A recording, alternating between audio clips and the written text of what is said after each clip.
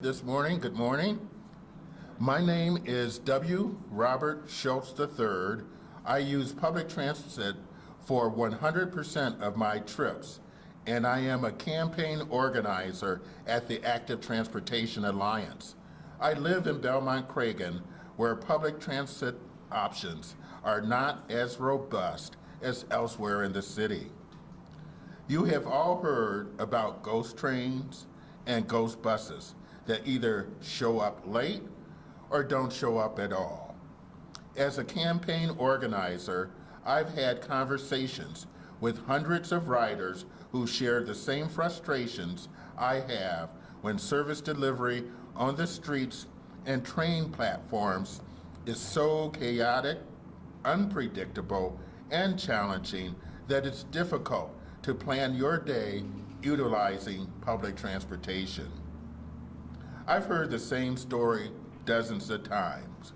People like me from elsewhere in the country moved to Chicagoland due to its reputation of an excellent transportation system. It's only once you've lived in the city that you find out how impossible it is to be a city resident to take advantage of suburban job opportunities due to the lack of dependable city to suburb connections by public transportation. When it comes to public transportation in northeastern Illinois, it's all about being ghosted by services, and frequently there is none, for instance, overnight. But the truth is, the state of Illinois has been ghosting transit funding for years. Not only do our transit agencies face a $730 million transit funding cliff in 2026 when federal pandemic for northeastern Illinois that have been cut over the last decade. We need more frequent, more reliable transit to attract more riders and make the system work for everyone who needs to get to work, get to school, and to get home. That lack of funding means CTA and Metra are behind their sister agencies in other states in recovering from the pandemic. It's why nearly half of Chicago voters give CTA a negative rating. Too often, buses and trains are not on time, not clean, and sometimes not as safe as they can be. We have a responsibility to do better. I'd like to introduce State Representative Mary Beth Canty. Thank you. Thank you, Robert, and thank you everyone for being here. As Robert said, I'm Mary Beth Canty. I am the state representative for the eastern part of Palatine, the northern part of Arlington Heights, half of Prospect Heights, and then small part of Buffalo Grove, Wheeling, and Mount Prospect. I am also a former member of the RTA board, and I joined there in July 2020 at the height of the pandemic. What I was struck by when I was on that board was the lack of control that the RTA had over the region. When you talked about the budget, when you talked about the work, there wasn't a way for the RTA to require the three service agencies to work together. You either passed their budgets or you didn't. For example, the CTA, Metra, and Pace all have separate apps that don't work well together or don't work together at all, forcing people to juggle multiple apps, multiple schedules, and separate fares that just don't work as well as they should. What my constituents want is to hop on a train to take in a game or a show, have a seamless transition to a bus or an L, pay one fare, and arrive at their destination on time. They want to take transit to get from Arlington Heights to Schaumburg or to get to school at Harper College. But those suburb to suburb bus routes were cut years ago, and the regional connectivity just isn't happening. That's why, if you ask voters if they support unifying the CTA, Metra, Pace, and RTA into one agency, voters across Illinois support that idea by a 2-to-1 margin. By margins of 54 to 27% in Chicago, 49 to 21% in suburban Cook County, and 53 to 19% in the collar counties. The data shows us that efforts to pit the city of Chicago against the Cook County suburbs and the collar counties are not working. The overwhelming majority of voters in Chicago, Cook County, and the collar counties don't want to hear parochial political arguments. They want solutions. Making transit cleaner, safer, and more frequent is what riders and taxpayers want, not the present system that stands in the way of regional connectivity and financial inefficiency. And now I would like to introduce my colleague, Representative Eva Delgado. Good morning, everyone. My name is Eva Delgado. I represent the northwest side of the city of Chicago, including the neighborhoods of Belmont-Cragen, Hermosa, Logan Square, and Wicker Park. I'm also the chief house sponsor of the Metropolitan Mobility Act, or the MMA Act, as we lovingly call it. I also want to start off today by saying that this is now day 3 that I have not had to get in my car. And I am so much happier for it. And I'd also like to thank all of the men and women who got me here safely and without incident on the Blue Line. Thank you so much. I'm sure they will be able to get me home just as safely and just as reliably. But I want to talk about real solutions, and real solutions to the problems that my colleague here has just talked about. People want to see real solutions. They don't want to see Band-Aids, and they don't want to see a failed status quo. 72% of the people who were surveyed want to stop building new roads,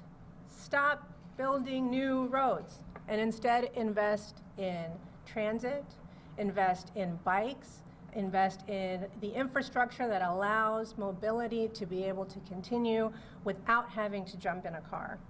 And the MMA is a major step forward for that policy, and it gets to what the vast majority of most Illinois voters want. The MMA will unify CTA, Pace, Metra, and RTA into one better functioning, more efficient, and more effective transit agency that provides seamless apps, seamless schedules, and seamless fares. It's just common sense. Our transit agencies face a $730 million unless there is real reform. While states like Pennsylvania and Massachusetts spend 40 to 50% of their dollars, let me make that clear. While states like Pennsylvania and Massachusetts fund 40 to 50% of transit, Illinois just funds 17%.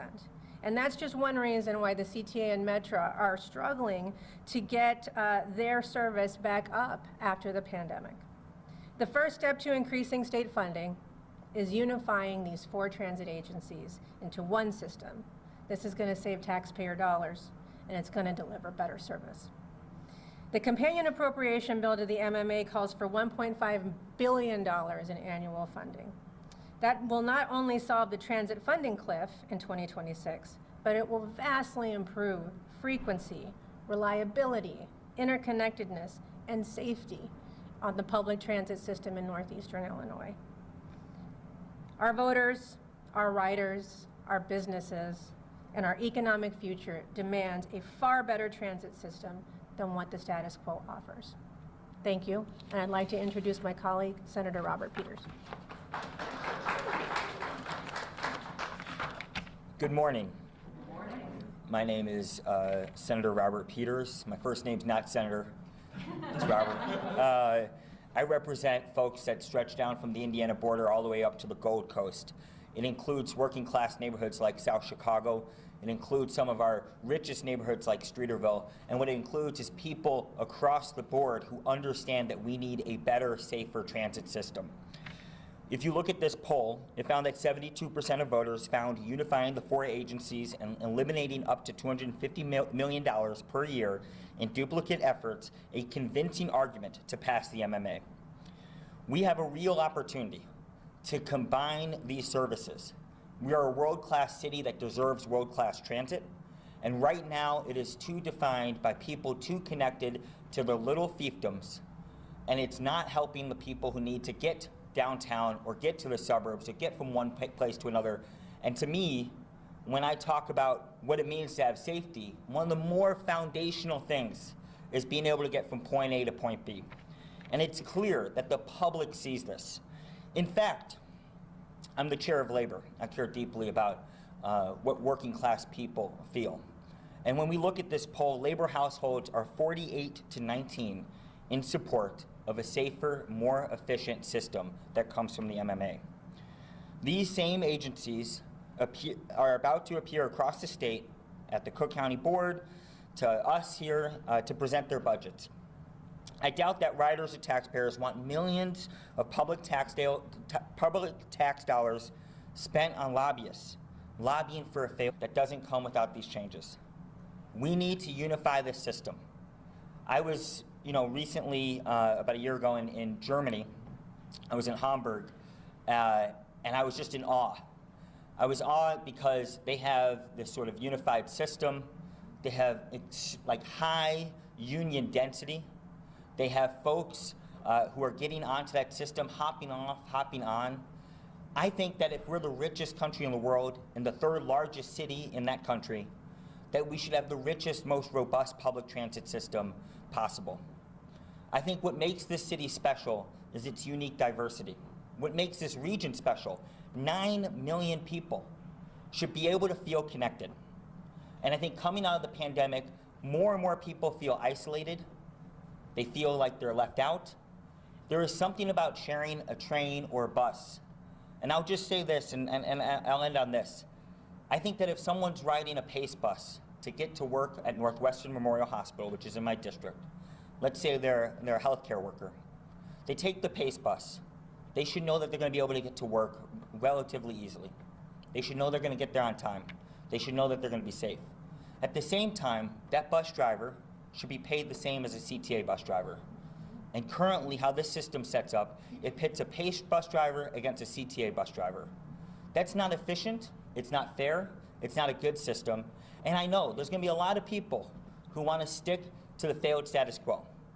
You might get something cushy out of it. You might be a little bit scared, but what I can tell you is we do amazing things in Chicago. We've got a lot done in Chicago. Northwest Illinois region, we can have the finest public transportation system possible, and the way to do that is by unifying it. Thank you.